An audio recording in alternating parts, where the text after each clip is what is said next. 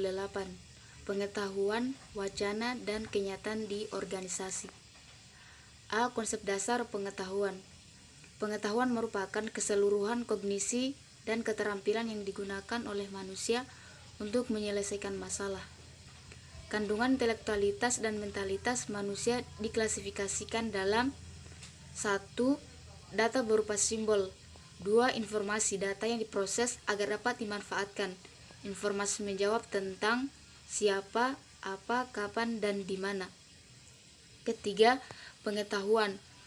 Aplikasi data dan informasi dan menjawab pertanyaan bagaimana.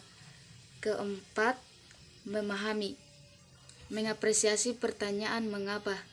Yang kelima, kebijaksanaan. Evaluasi dari memahami. B. Potensi pengetahuan dalam organisasi sebagai sumber daya saing.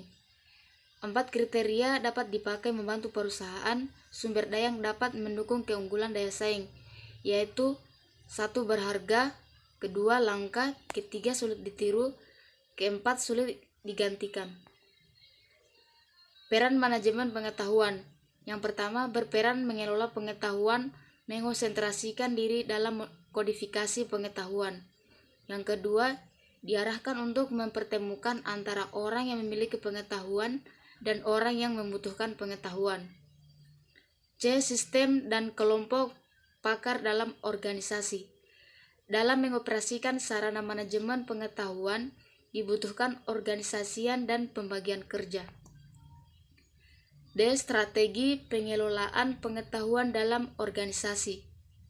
Strategi merupakan satu kesatuan rencana yang komprehensif dan terpadu, yang menghubungkan kekuatan strategi organisasi atau perusahaan dengan lingkungan yang dihadapinya. Kesemuanya menjamin agar tujuan organisasi atau perusahaan tercapai. Strategi organisasi dalam mengelola pengetahuan terbagi atas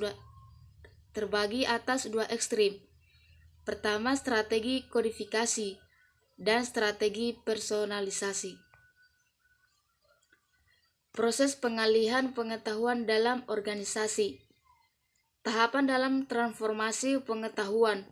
Yang pertama, perbandingan, yaitu membandingkan informasi pada situasi tertentu dengan situasi yang lain telah diketahui. Kedua, konsekuensi, menemukan implikasi dari informasi yang bermanfaat untuk mengambil keputusan dan tindakan. Yang keempat, koneksi, menentukan hubungan bagian kecil dari informasi dengan hal lain. Yang keempat, konversi, membicarakan pandangan pendapat serta tindakan orang lain terkait informasi. Akses pada informasi pengetahuan. Pertama, peningkatan akses melalui penelusuran berbagai informasi atau pengetahuan. Kedua, peningkatan akses melalui pemberian sarana alternatif, misalnya memakai DSS. Dinamika dan perubahan pengetahuan dalam organisasi. Pemikiran tentang perubahan fundamental dalam cara berorganisasi telah melahirkan pemikiran tentang manajemen perubahan.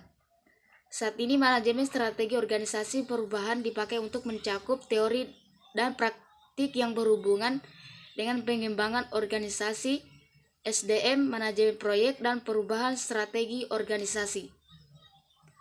Hambatan yang menyebabkan kurangnya keterlibatan profesi kepustakawan dalam manajemen pengetahuan.